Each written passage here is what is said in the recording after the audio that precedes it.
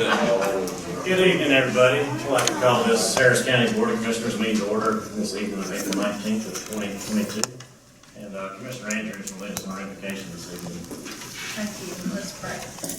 Dear Heavenly Father, we thank you for your many blessings. We thank you, Lord, that we are allowed to live in this beautiful county.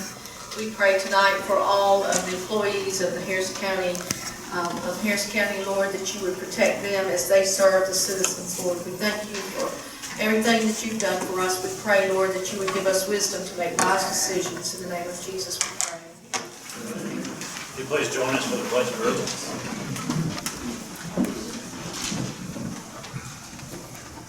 I pledge allegiance to the flag of the United States of America and to the republic for which it stands, one nation, under God, indivisible, with liberty and justice for all.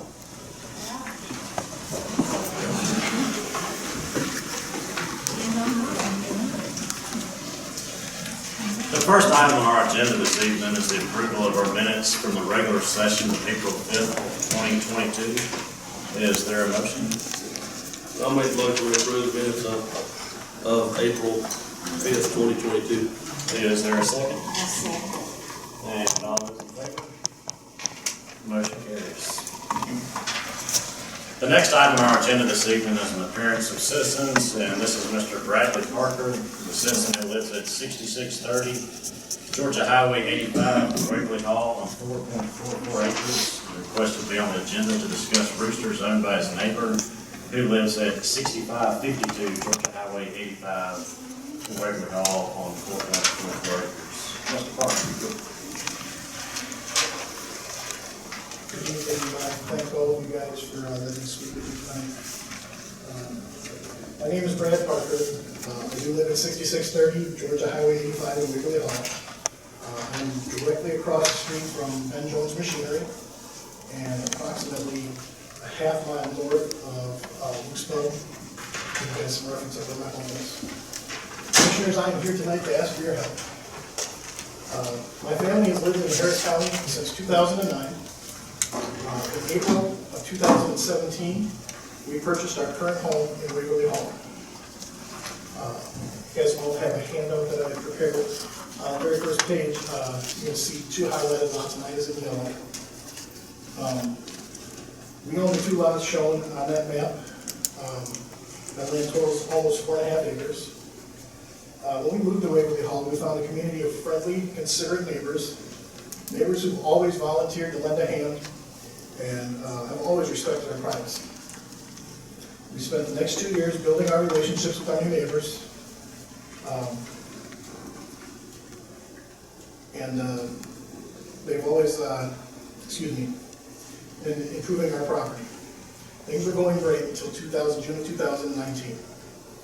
In June of 2019, the property, 4.4 acres, just south of my property, was purchased by Mr. Keith Riddle. The lot was cleared, and over the following months, a new home was built. I had spoken with Mr. Riddle a couple of times during the clearing of his property and the construction of his new house. It was at this point I realized our peaceful neighborhood was about to change.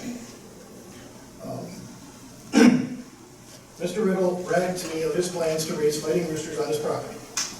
And not just a couple of roosters, but plans of having over 100 birds. At this time, he is well on the way to reaching that goal. Now, I know we are zoned agricultural, and I have no issue with anyone raising livestock in land zoned agricultural. But Mr. Riddle's fighting rooster farm has turned into a noise nightmare for my neighbors and my family. If you look at the handout, you will see there's information in this shows that a single rooster can crow at a level of 130 decibels. I've also included a little decibel chart that I found that kind of lays out, where it lies compared to other things to compare it to. So as you can see, at 130 decibels, that's equivalent to an airplane engine. Okay? Now multiply that by 100 roosters, and that is my daily noise reality. Mr. Riddle is literally the airport. The noise starts as early as 4:30 in the morning as they anticipate sunrise. I've also included information that explains why roosters crow And as it states, they are in competition with each other to try and exert dominance. So the first rooster crows, and then it turns into an indescribable frenzy of roosters crowing at each other, trying to outdo their peers. This goes on every morning, all day long. Relief does not come until after dark. To truly appreciate the noise, I give each of you an open invitation to visit my home at 6:30 in the morning. I'll make coffee. And don't worry, we will be awake. This is certainly not a case of city folk coming to the country, not used to country noises. We would not object to the daily squawk of the rooster. We often hear our neighing of our neighbors' horses, but as mentioned, the roosters crow all day long. Our once peaceful piece of paradise has become torturous because of the never-ending, constant noise. Unless we change our sleeping patterns from dusk to dawn, we do not get full night's sleep. Mr. Riddle's roosters bring large paydays. He has bragged to me of selling these birds for sums of up to $400 or $500 apiece. He is very protective of his investments. He goes to great lengths to protect his roosters. These include attempting to shoot any and all predators that come onto his property, not limited to common species. We, in the last couple of months, have found 2 dead great horned owls in our property. These shootings occur at any hour of the day and include multiple gunshots fired at night when he cannot see what he's shooting at. These bullets are shot in the proximity of my property and my neighbors' homes. We all have children, pets, that he puts at needless risk to protect his roosters. He has also solicited my neighbors trying to buy an illegal poison called turmeric. A poison, if leached into our environment, could be catastrophic. Now, I don't know if he's been able to obtain this poison, but the fact that he is searching for it shows how far he will go to protect his roosters. I am here tonight to ask you to consider making a noise nuisance ordinance that would limit the number of noise-making animals on properties less than 5 acres and within an intrusive distance from nearby residents. Our goal is not to prevent Mr. Riddle's right to own a rooster. But at what point does the right to have a rooster begin to infringe on our own right to open our windows and enjoy the peaceful country life that we have worked so hard to obtain? Ladies and gentlemen, I've included at the bottom of the first page my phone number and my name. If anybody would like to make a trip out there, I've sent Ms. Andrews multiple videos, recordings of what goes on, and it doesn't do it justice.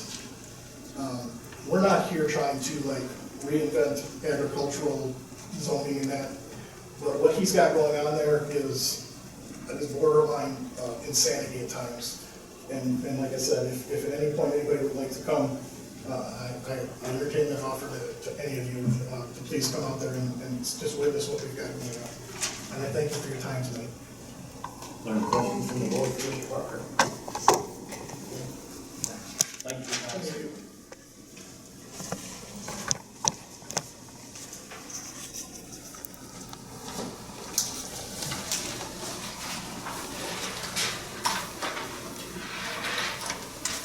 The next item on our agenda this evening is under old business, and this is the decision of the text amendment to Code of Ordinances.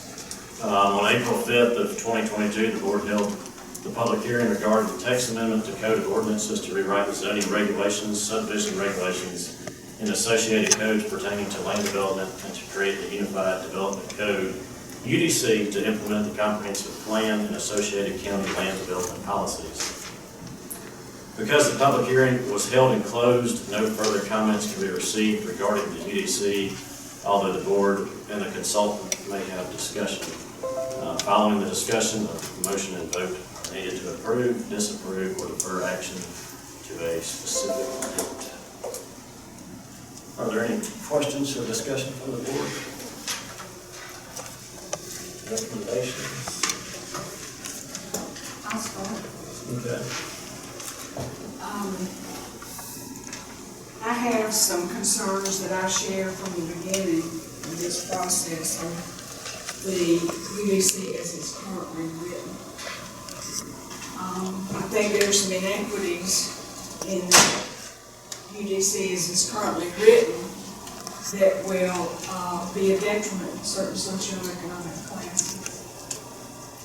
I have concerns about the 10 acres required in the agriculture, which I have stated since day one. I'm concerned about 10 acres for a mobile home. I'm concerned about the roads that are required off county roads.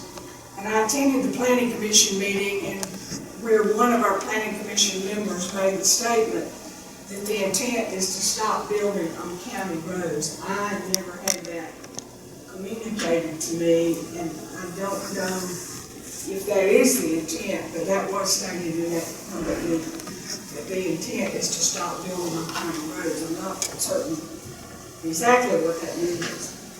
I'm also concerned that there will be a loss of jobs to our Harris County residents and constituents, to the smaller businesses, smaller buildings. Those are some of my concerns, and I will say that I cannot vote for this as it is currently written.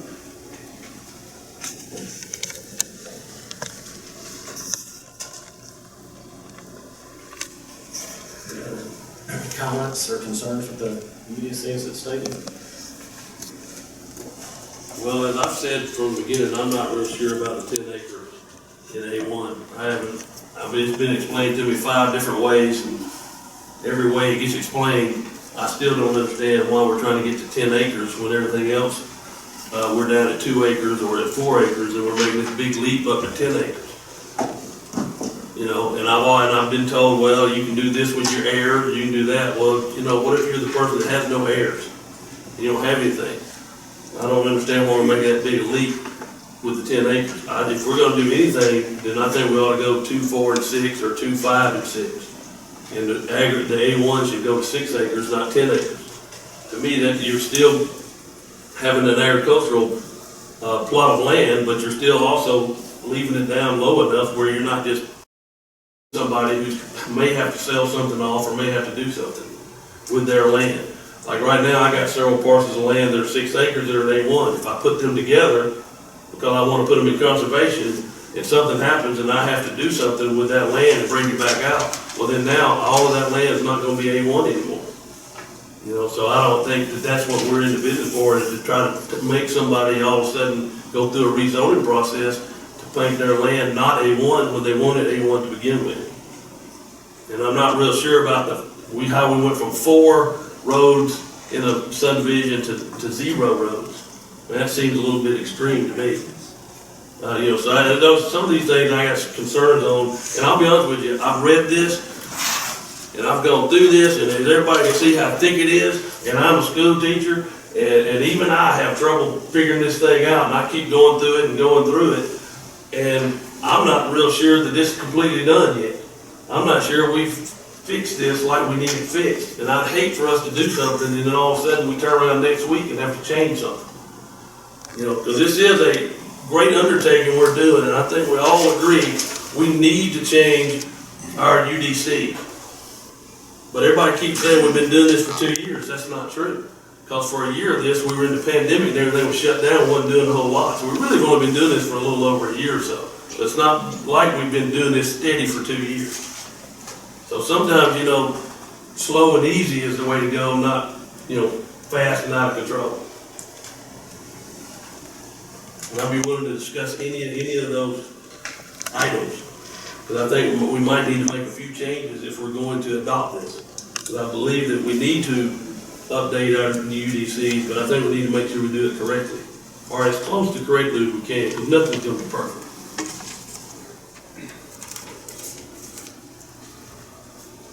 On the driveway issue, that's just in A1 property, or it was stated originally with 4 driveways? I think it was 4.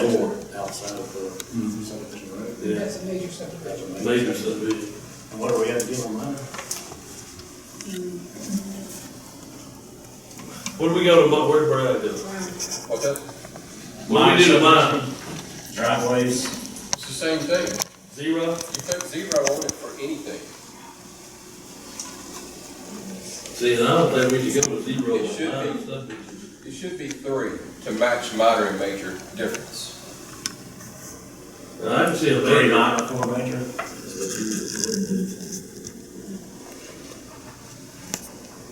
I can see us going that if you're doing a major subdivision with 10 lots or more, if you got 10 or more, then you don't get a road out on county road, everything needs to be inside. Because you're gonna have a longer road anyway. But if you're doing something that's a major, which is 5 lots, you know, you may still, you know, or the other thing, a minor, that's kind of hard to do a minor, gonna make somebody do a small cul-de-sac and put everybody in there.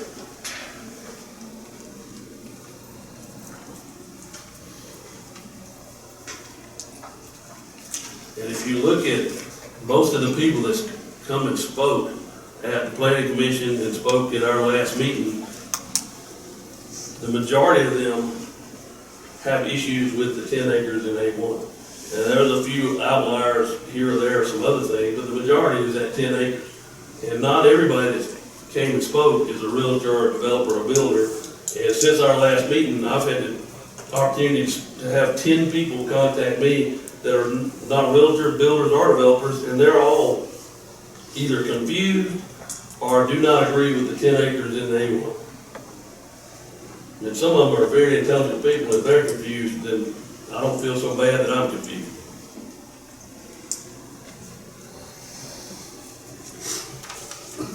We used to have A1 6 acres. Yeah, I think we should go with A1 6 acres, or I think it's at 5. Is that right, Brian? At 5 now.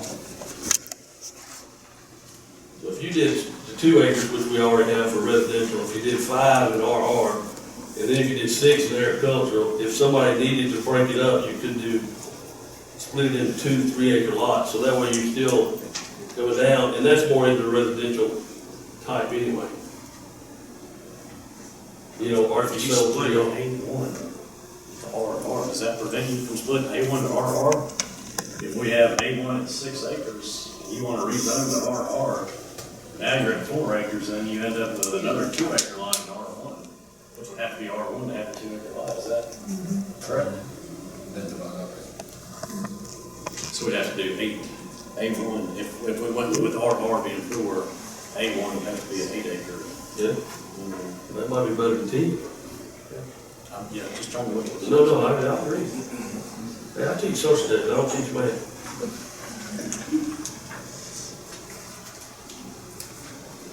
I mean, I know that Brian, in all of our meetings we've had, he suggested 2, 4, and 6. And he's the one that deals with this on a day-to-day basis. You know, that's why that's where a 6 number came from, in the 2, 4, and 6. I know Brian said he thought that would work, so that's where I came up with it. But you may be right, it may have to be 2, 4, and 8.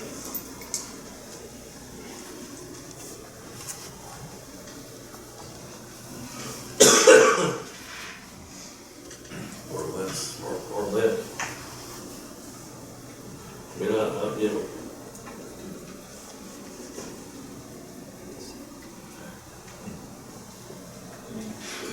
This is a very important document, as we've all stated, and we have spent a lot of time on it. We've had this same debate meeting after meeting, and the consensus among us was always to leave it at 10. So if we're going to continue that debate and that discussion, then I don't think we ought to rush to a different number tonight. Our consensus has been, of the majority of the board in all of our meetings, to leave it at 10, leave it at 10, leave it at 10. So if we're going to have further discussion about that, then I think we need to do that in a retreat setting or somewhere where we can hash that out, so that when we bring this document here, we're not having a discussion now about let's change this, let's change that, let's do this, let's do that. We've worked on it a long time. We need to pass this. Our old UDC has many, many flaws, and we're continuing to kick this down the road because there are certain things that we can't agree on. The 10 acres, I agree, is an arbitrary number. However, what we're trying to do is to maintain large portions of agricultural land throughout the county. We hear it from our citizens over and over and over again about maintaining our rural lifestyle, about maintaining our agricultural roots, about having our density in dense areas and having the green space left out in the county and other areas. We've had all those discussions. So, you know, we have 30,000 plus citizens, and we didn't have many to come and speak for it. It's been my experience that people who are for something don't come and speak for it. But people who are against it come, and we have to balance that, okay? Who came, who didn't come, who said this, who said that. But I agree 10 acres is an arbitrary number. 8 is an arbitrary number. 6 is an arbitrary number. But we need to reach some consensus about how do we keep agriculture as green as we can, and in the areas of the county that we want that to maintain. And so I'm just not ready to change the 10 tonight. If we can't reach a consensus and have a majority vote on that, then I think we need to have another discussion. But I'm afraid that at our next discussion, we're going to come back with the same issue again, because we just disagree on it. What about the 10 acres on the mobile home? Now it's 2 acres. I mean, to me that you are, If it's agriculture. yes. Yes. Well, the Right, in question, put a right, or in a mobile home park. You say on these places. 10 acres, to me, is an outrageous number to force somebody to purchase a mobile home. I just, to me, that's, I don't think that's right. There still are a lot of A1 lots that are smaller than that. That'd be great. But anything new. But, Wouldn't have Brian, that. correct me if I'm wrong, if this passes, and you wanna bring in a double-wide mobile home, how many acres we have to have? Unless it's already platted, if you have to cut out new property, it will have to be 10 acres, doesn't it? I don't know if we had the mobile home discussion. I don't recall us having that discussion. We visited, and I think we just brought up a couple of times in California. But I think that's, I mean,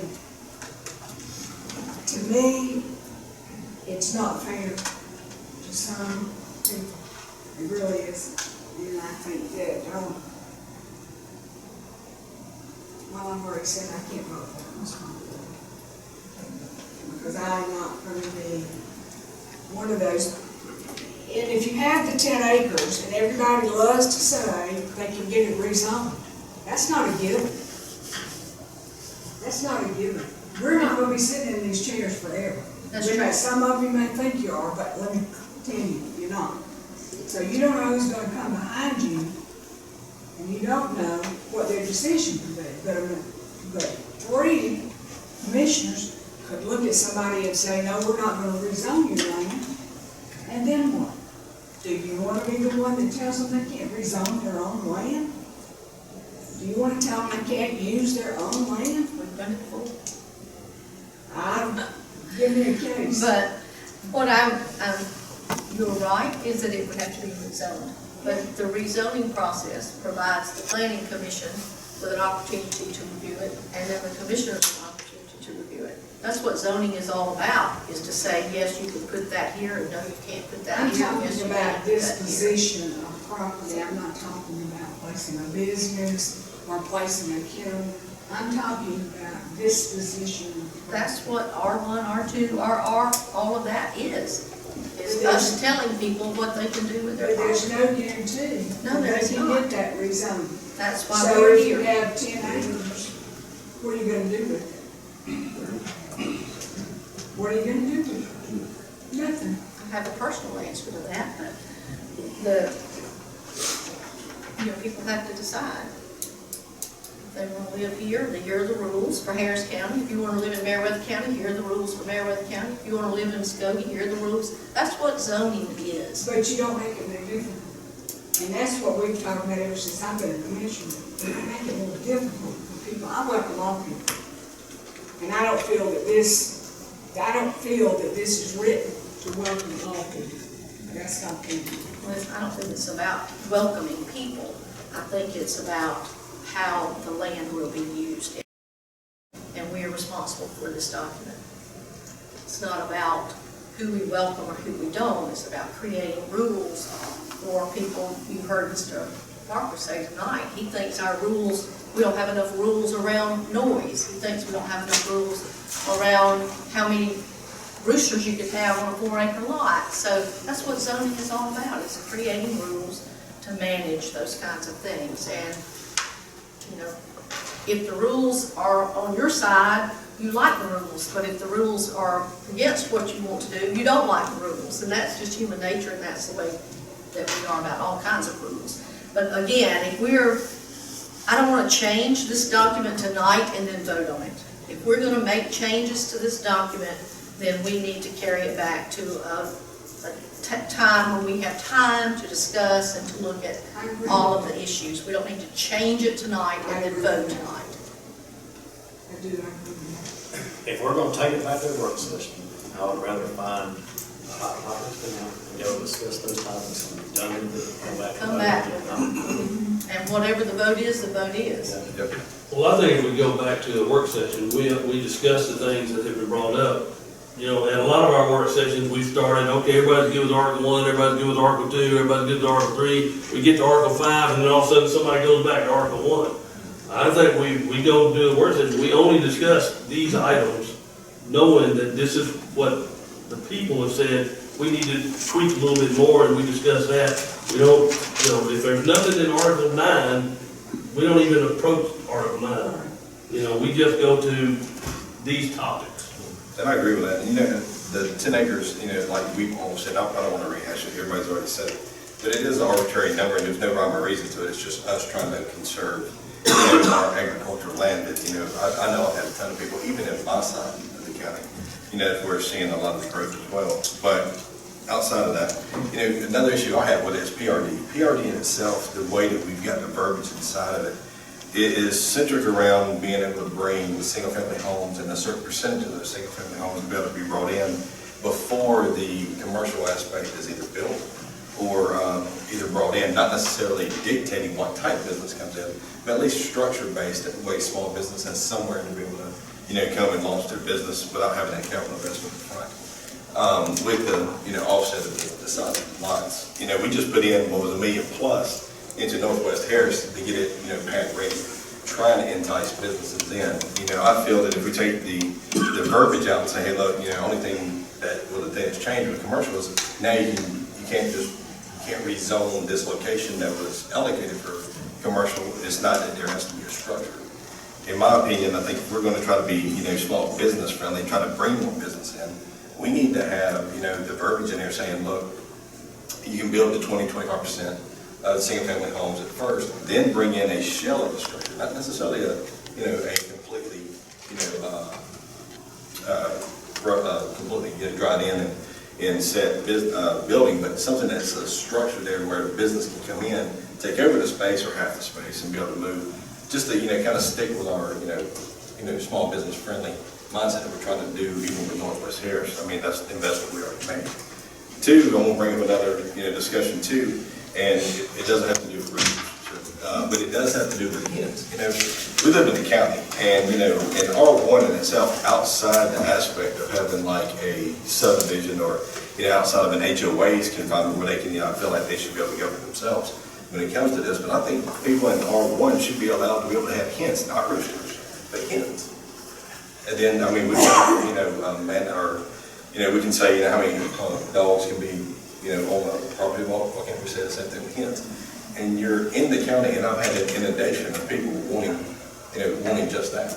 Because we more or less look at the subdivisions and say, hey, that shouldn't be in the subdivision, but what about somebody that's living out on 315 that's in an R1? They're living on 6-7 acres, but they can't have hens. To me, we shouldn't be telling them that. You know, I think the HOAs and I think the developments or the subdivisions should be able to, you know, separate that with some kind of verbiage in there, you know, to kind of say that's. Well, most HOAs say no livestock or that. Yeah. What happens when the HOA goes defunct? Then you bring hens in that subdivision. Well, it goes back to the subdivision. So the subdivision, you know, can set it up if it's outside of the HOA. Not every subdivision has an HOA. Well, then what happens when you get those people that move in and don't want to in? Then we'll be sitting right here with, like Mr. Parker, and they're in A1, and I get him, he's in A1, and if they had 2 roosters, it probably wouldn't be a problem. They got 50 roosters, it's a problem. Don't tell him. I know, but that's what I'm saying, but But I'm not. just because we tell people they can't have a 3 dogs, sometimes they end up with 9. It is, but it goes back to enforcement too. I mean, everybody says we don't have the enforcement to be able to do it, which, I agree. I think, we still have some, some gray areas that we need to address. That's why it's like anything else with Brandy. But, to me, who's regulating how many dogs somebody has on there unless somebody calls in and says, hey, there's a problem with these dogs. You don't. So the hens don't be the same way regardless. I'm not, that is not lost on me as far as that goes. But, that's a discussion I would like to bring up too. Even cities allow hens, even in subdivision with half-acre lots. But I thought I had lost the hen battle. But if Bobby's gonna bring it back up, I'm gonna get back on my hen bandwagon too. Maybe we can compromise. So that gives us a discussion of driveways for the minor and major subdivision, the 10-acre minimum to discuss, PRDs to discuss, and the famous hen discussion. Well, in the 10 Hens first, acres, please. in the 10 acres with the mobile home. Right. Yeah.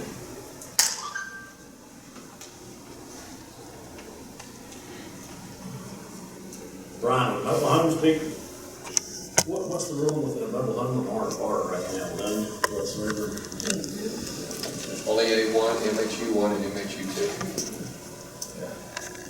So if we went to 6 acres in A1, then it'd be mobile home on 6 acres? That still might be better than 10, or 8, or whatever the arbitrary number is. Well, you're speaking of, you're insinuating that people who have mobile homes don't have any money. There's beautiful modular homes on large plots of land throughout Harris County. And they've just chosen not to build a traditional home because they didn't need that much space. They've chosen a modular home, but they have 10 acres, 20 acres, 40 acres, so you're making an assumption there. But I understand where you're coming from.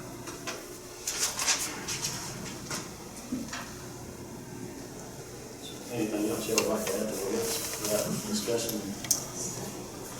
I think we can stick to those 5 topics. At our next Is that our retreat, next retreat or direct work session or? yeah, we can do it at our retreat. I'm sorry, do we have a retreat scheduled right now? It could be sometime in May, middle of late May. There's several budget workshops and public hearings in the month of May. So almost every Tuesday is a budget workshop or a budget hearing. But if the board wants to have a work session to discuss these issues, then we can set aside 2.5 hours. 3. Like at 5 p.m. How about we'll schedule and set out some times and dates to choose from. I would really, if we could do it, and then get it back on the agenda for our last meeting, I don't know if that's a possibility for everybody, if we could look into that. Well, I would like to raise one point. We discussed this the last time that we considered the proposal, and the current zoning ordinance provides that within your legislative discretion, you can approve, deny, or defer, but it doesn't contemplate amending and then approving. So we would have So to I would do say, the I would say the public most conservative approach and the best approach to protect against a challenge would be to, if you are going to make changes, go through the public hearing process again, like we did to get us here So today. that's recommending a denial. Not necessarily denial, you could defer it, and because, for example, y'all could go into the work session and come out agreeing on 10 acres. And if that's the case, then you wouldn't have to go back through the hearing process, you could vote on this document as is. So that gives you a little wiggle room. Or you could go ahead and deny it and then work through the process of public hearings at the planning commission and the board. It's your decision. So if we deferred it, we probably don't need to defer it a month. We probably ought to defer it like to this second meeting in June to make sure that we're able to get into the discussion we need to have. That's 2 months, 60 days, I guess. Or we can take a vote tonight, get a motion on the table, take a vote on it as is.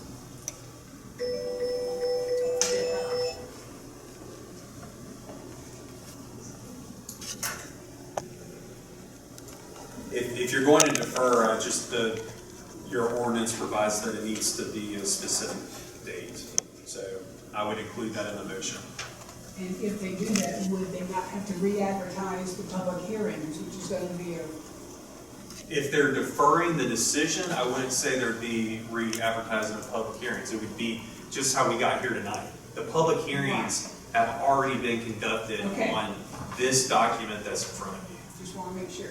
Right. If they defer it and they make changes, If they defer and make changes, then this needs to, that they know they've got changes, they need to, when it comes to that deferred date in the future, vote to deny it, based on the fact that you know you Okay. don't want to adopt this document. okay, just make sure, so if they discuss as it is, and then come back and they make minor tweaking, but if they make major changes, they're gonna have to really deny it and come go through the process. That is the most Okay. conservative Yes. approach, and the approach that I recommend to, To avoid legal action. to avoid any challenge under the zoning procedures law Okay. of the state. If we make changes tonight, based on the public hearing that we had last week, can we do that, or do we have to go back through? That, again, I would recommend going back through if you know that you're going to make changes. Because you could, for example, make changes that weren't discussed or contemplated during those public hearings, but you made those changes based on some comments, and now you've got a sector of the county that maybe doesn't like that new proposal, that never had an opportunity to be heard on it. And I know that that's a very conservative approach, and sometimes people will just go ahead and push things through, but I generally recommend, especially when you're doing this, to make sure there are no questions with regards to fulfilling the public hearing requirement of the ZPL. To amend this document in the future, we have to go back through the public hearings. Yes. When you are Based on amending those what is defined as a zoning ordinance under the ZPL, yes, you have to go through the public hearing At process. the planning commission level and the. Not necessarily. The ZPL, as it's currently written, only requires one public hearing.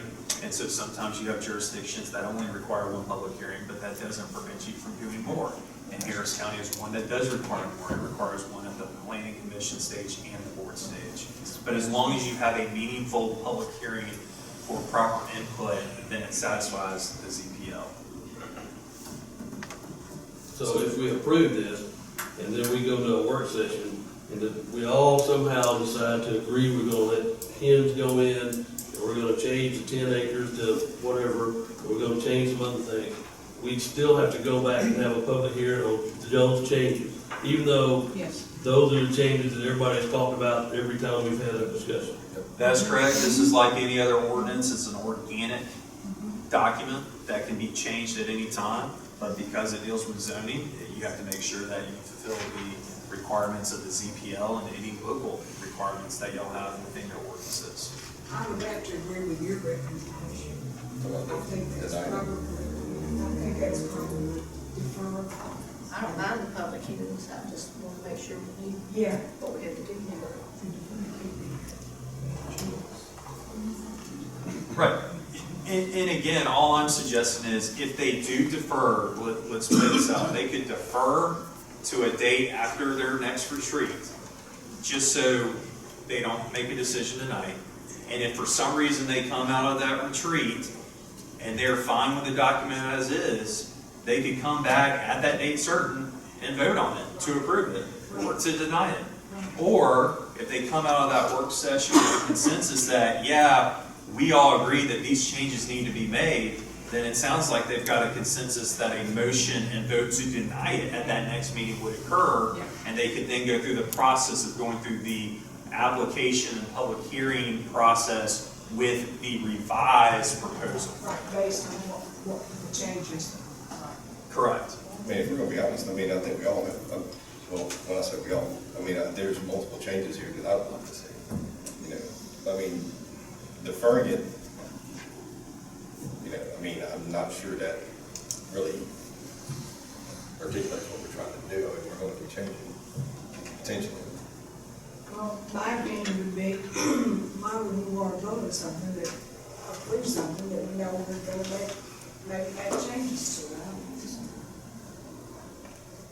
So, I mean, I would agree with the county attorney's recommendation. And just to be clear though, I'm not saying defer or move to deny right now. I'm just saying those are your options, but regardless of what you do, if you are making changes, I recommend that you go back through the whole process. Any further discussion? Someone have a motion they'd like to make? I'd like to make a motion that we defer this to, hold on.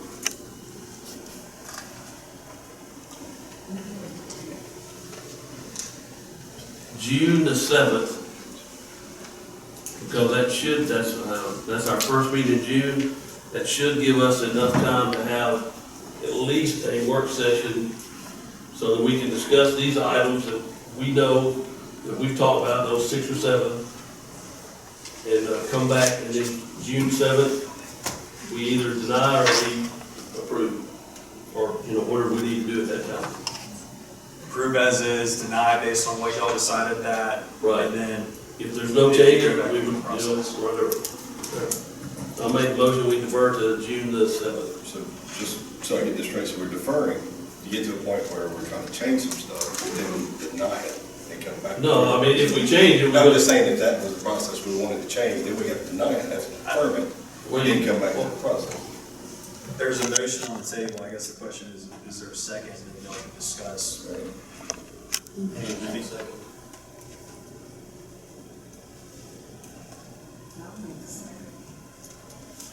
Is there any further discussion?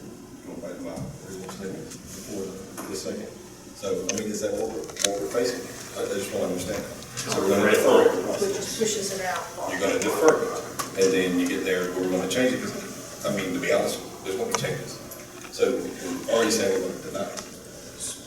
So, and I just want to make sure my statements are understood. I'm not saying to do one way or the other. No, I'm not saying, Yeah. I'm not saying, I'm So going the- through the process. Yeah, so this is my thought process here on how it plays out. If y'all deny it tonight, or if you deny it on June 7th, that's not going to change the timeline of the process. It's not going to slow it down. It's not going to accelerate it. And the reason why is you have indicated that you're going to go to a retreat and discuss changes. And if you decide to make changes at that point, then you would reinitiate the process after you deny this. And so it's not going to materially accelerate or slow down that process. What it does do is it leaves open. Minds change all the time after discussion. If for whatever reason this board decides it wants to adopt this, it's still on the table and you don't have to go through the process again in order to do that. I know that's highly unlikely. I'm not suggesting that's what the board is intending to do, but that does at least leave you that option open. This option gives you more options and more flexibility. But you can certainly do what you're suggesting, deny it tonight, talk about it at the retreat, and then know that regardless of what you do, you're going to have to go through the process again. Even if the ultimate decision is to pass what was presented tonight. Because it's already been denied at that point, so you can't just vote on it at that point. That's why I was thinking defer would be a better option. Kind of the same. Kind of the same, but we do have the option to come back on the 7th and pass what we have. Okay. Well, we've got a motion and a second. All those in favor? And all those opposed? Motion carries. All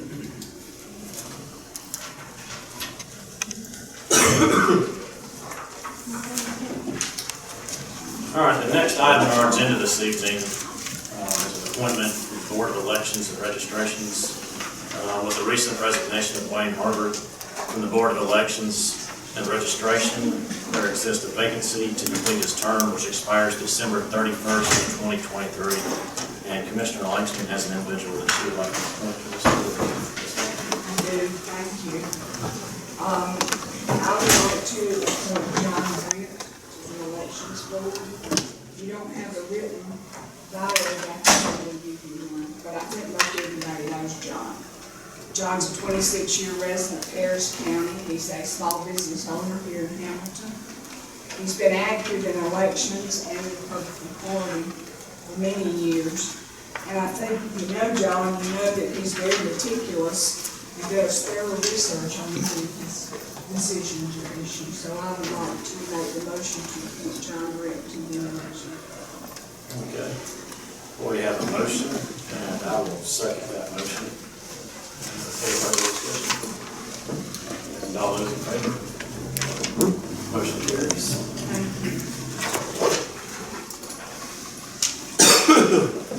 The next item on our agenda this evening under new business is an ordinance to repeal the Agri Center Board and implementation of policy regarding use of Agri Center property.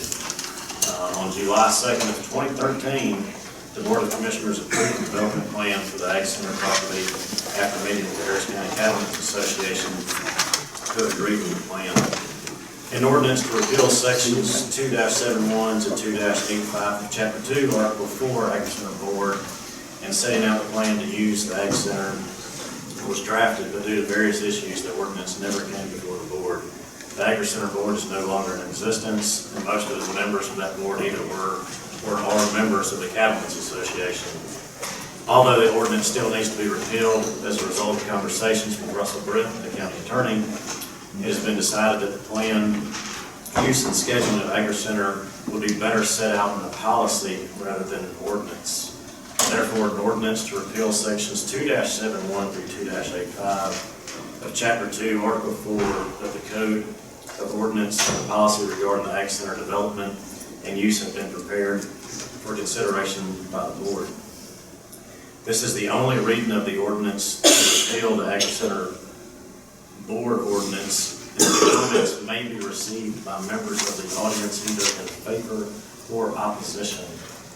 Following comments from the audience, the discussion among the board, a motion and vote are needed to approve the ordinance to repeal sections 2-71 through 2-85 of Chapter 2, Article 4, the Agri Center Board ordinance, and to approve the policy regarding the development and use of Agri Center. Is there anyone from the audience this evening who would like to speak in favor or against?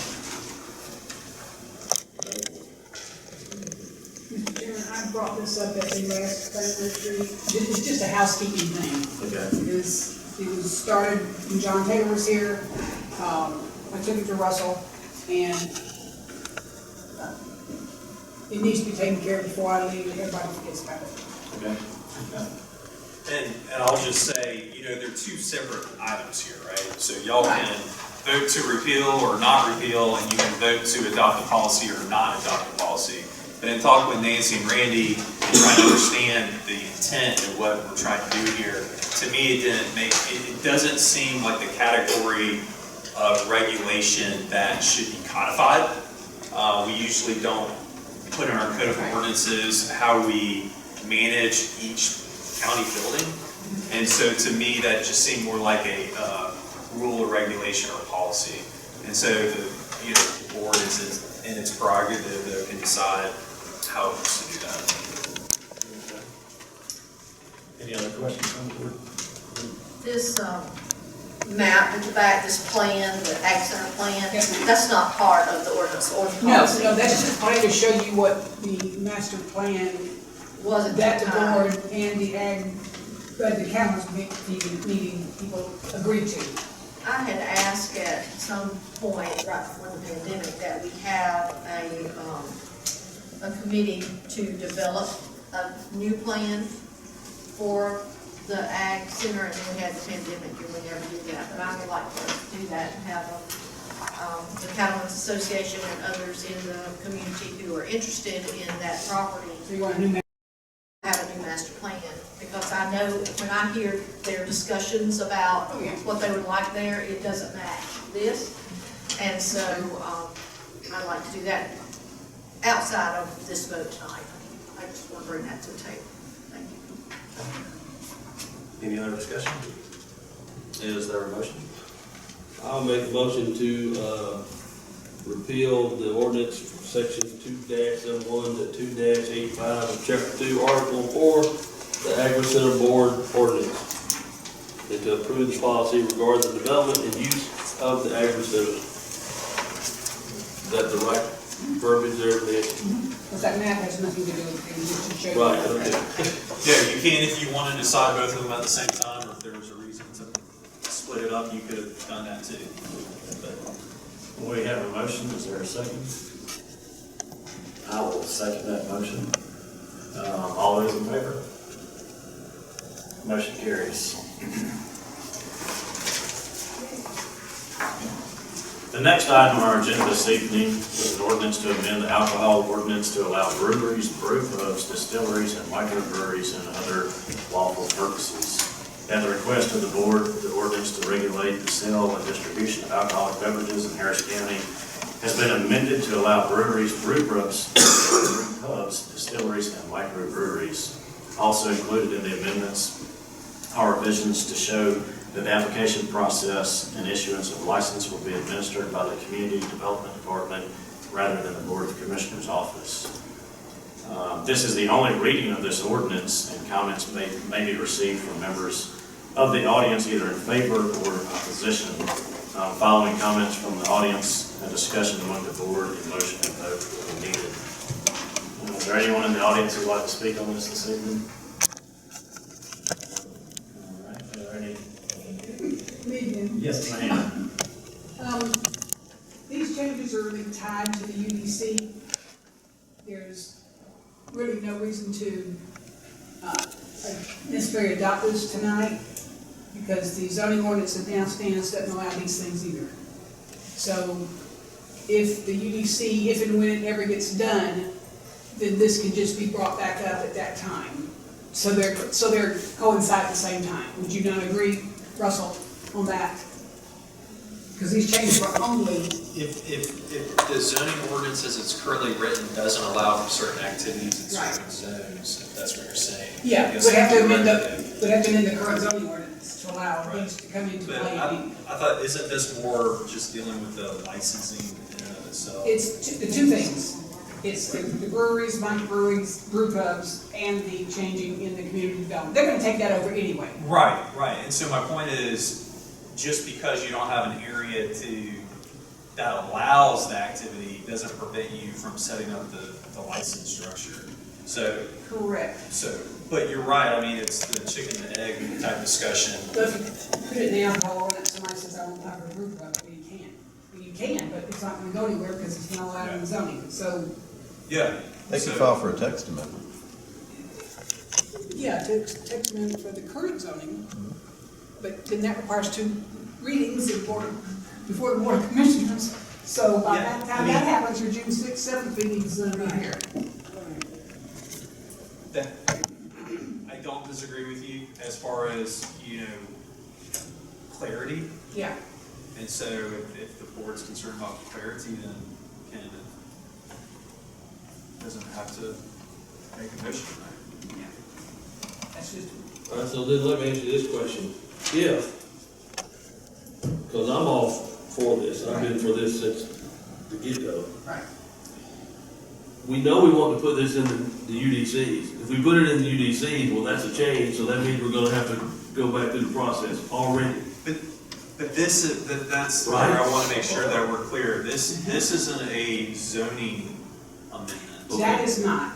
That what is presented to y'all tonight does not fall under the ZPL. We're not saying Right. what you can and can't do with your property. We're just saying if you have this type of activity, you have to go through this regulatory license process.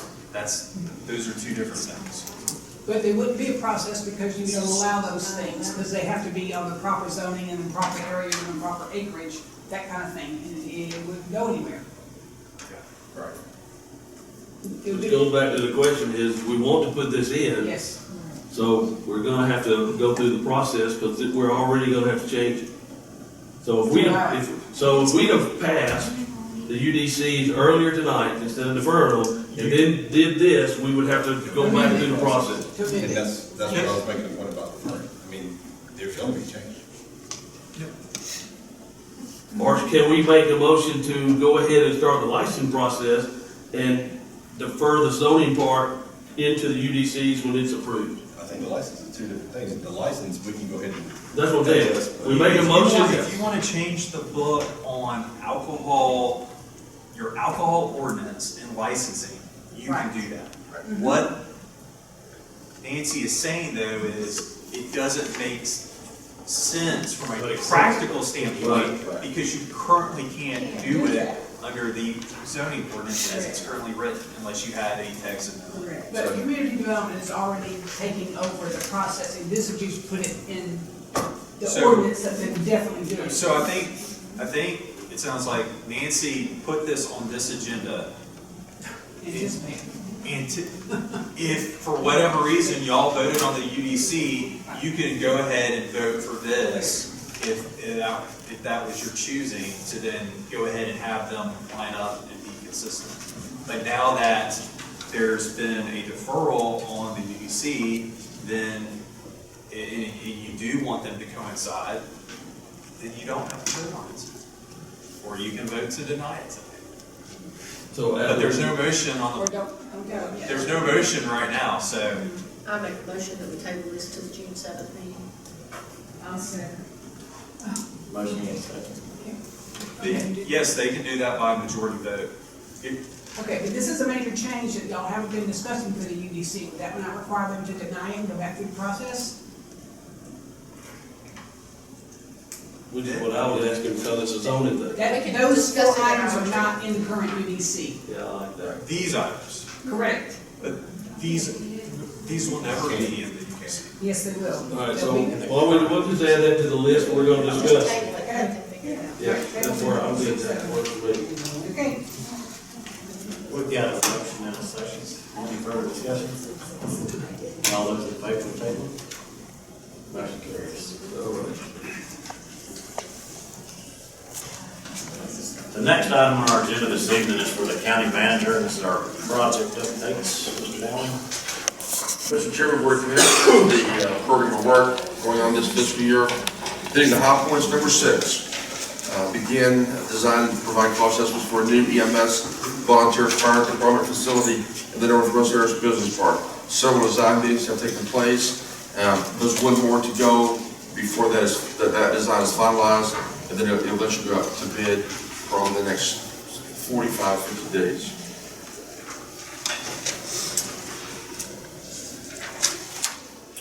Number 9, replace the prison roof. That project is ongoing, should be completed in the next 30 to 45 days. Number 12, the annual LMIG resurfacing program to resurface Trammell Mill Road, Calvin Road, and Copeland Road. That process will begin soon and be completed by June of this year. Pat 7 county roads using T-SPLOST funds. Again, that has also been approved, and that should be completed by June of this year. Randy, when does the T-SPLOST run out that we're on right now currently? December 31st of this year. So when the T-SPLOST runs out December 31st, if the one that's being voted on May 24th doesn't pass, then we'll get no more money from transportation than the T-SPLOST. Is that correct? That's correct. that, yeah, right, but that's regional. It's a regional T-SPLOST of 16 counties. Right. None of the 16 counties will receive funding after December 31st of this year if the T-SPLOST is not voted in on May 24th of this year, of which advanced voting begins May 2nd. And we have 4 projects that are in the T-SPLOST that we would receive money to work on. 2 of them on 315, I think the trail, and then on County Line Road, right? Correct.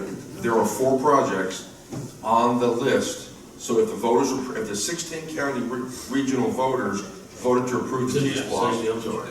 There's 4 projects that the state will construct on our behalf using these funds. So State Route 315 improvements, the Man of War Trail continuation, and some intersection improvements on 85 alternate and Central Church. Central Church Road. I said the wrong road. But then also, in addition to that, the county receives about $100,000 a month to do its own local road projects. And so that's pretty important also. And it's a continuation if it's voted in. This is a It continuation not of the sales tax. Additional tax. Right. It's a Right now, our continuation. sales tax is 8%. Yes. And The that's regional, our sales tax is 8%. If it passes, it will stay at Stay 8%. at 8%. If it doesn't pass, it'll go down to 7% in January. Well, I saw where somebody said it was gonna go up to 9% in Muskogee County, advertising it was going up to 9%. So I didn't think that was correct. So it's staying just like it has been for the last several years. 10 years. 10 years. That's right. So T-Splosh, the vote is May 24th of this year. Advanced voting begins May 2nd. Thank you, sir. You're welcome. Number 24, Phase 5 of the Man of War Trail. The board has approved that bid at previous meetings. The pre-construction meeting is April 21st, and that project should begin in the month of May and be finished before Thanksgiving. To continue the Man of War Trail all the way from the Callaway Country Store, 5.5 miles, to just south side of Hamilton. And again, this project is entirely funded by T-Splosh. So this is another benefit of T-Splosh. Number 35, adding a building in the transfer station. That is on bid. The bid opening is May the 19th, with board consideration on June the 7th. Number 41, the Waterworks Administrative Office. That is also on bid. The bid opening is the same day, May 19th of this year, and board consideration on June the 7th. 2 very exciting projects. Number 44, Phase 1 of the courthouse renovation program, using SPLOST $19 as well as federal ARP funds.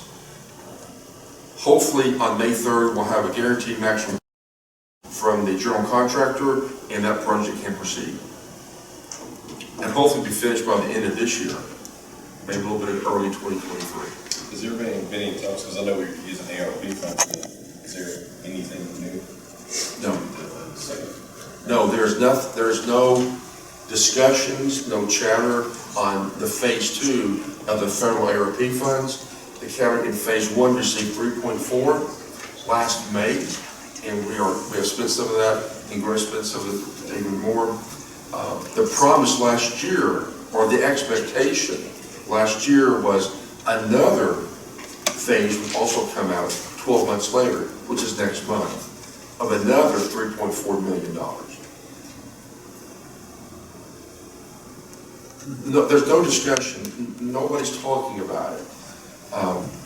In my budget that I'm proposing, it's not in the budget as of today. It can change tomorrow. So I'm predicting, I'm projecting, I'm anticipating that we will not receive Phase 2 of those funds. But I could be wrong.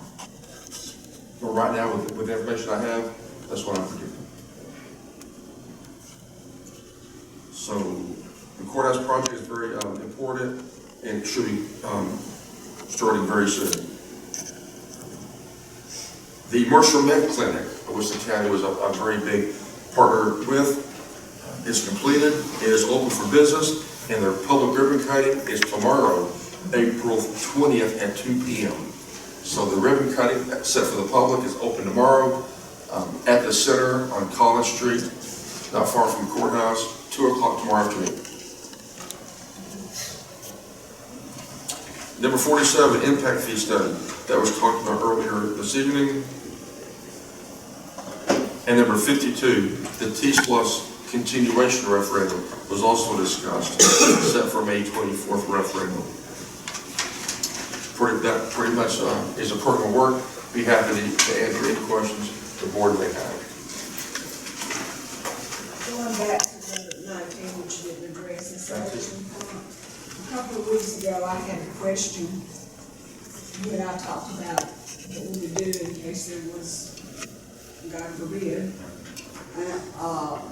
an accident on the lake and about water rescue, so can I get an answer? Sure. If that's been done on that? I asked the interim parks director after to do some research. Okay. She contacted the fire chiefs council, talked to them a little bit, talked to the EMS a little bit, talked to her other cohorts and other counties that have lakes and ponds, and the consensus from her point of view was to follow what the board discussed and what the board approved, just to keep that process going and allow canoes and kayaks that are owned by the user, not the county, not a rental situation, to allow that in the lake with user at risk. Based on the board's approval of that several months ago, signs were prepared and installed. So we're continuing on the same track. Okay, is there any communication with the volunteer fire departments about their questions when they said we don't have water rescue? I know the interim director talked to the fire chiefs council about it, and that is true. There's no, the fire department they have no training in water rescue. They have no equipment. I don't think EMS has a boat, but it was discussed that we could buy a very simple boat with oars and life vest and have it on site in case something happens. At least there will be a first line of defense. All right, thank you. So basically, long story short, we're continuing the policy the board has set and continuing that process. Any other questions? I'm more happy to answer. All right. Thank you. Rick, do you have any updates or anything for us this evening? No, sir. All right. I don't think there's a need for an executive session this evening. None. Is there a motion to adjourn? Well, I'll make the motion to adjourn, but I'd also like to say, we need to wish Commissioner Irons happy birthday. He turned old today. So, happy birthday, Commissioner Irons, and I make the motion we adjourn. I'll say that. We have a motion and a second. All those in favor? Motion carries. Meeting adjourned.